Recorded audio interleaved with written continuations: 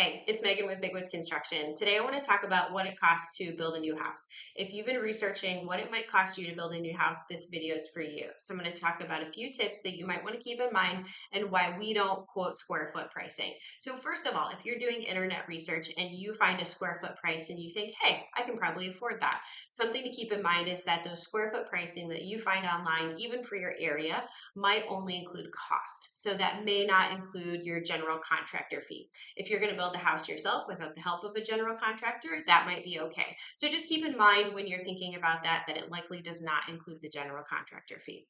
Number two, if you're comparing multiple general contractors, it does help to look at what their total cost is. Every builder prices things a little bit differently. So you may see builder A with a big fee and think, hey, this guy's not for me. They're charging a ton of money on every single line item. Um, but you can compare that to builder B and they may actually have the same price. They just have a different pricing strategy. So that's definitely something to keep in mind.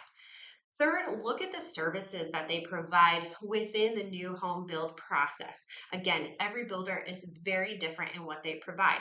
You have to decide also what your time costs. So you might have a quote from a builder that seems incredibly low and it seems like a really good value. However, they may not offer helping you through that design process or making selections for your new build, kind of leaving that all up to you to do. So you could find yourself on nights and weekends going to flooring showrooms, tile showrooms, trying to put all those pieces together without any guidance. You may be questioning, do all of these things go together and what am I missing? There is definitely a cost to your time. There's a cost to the uncertainty with not knowing if you've chosen the right things or that you've missed anything. So definitely consider that when you're comparing multiple builders' prices.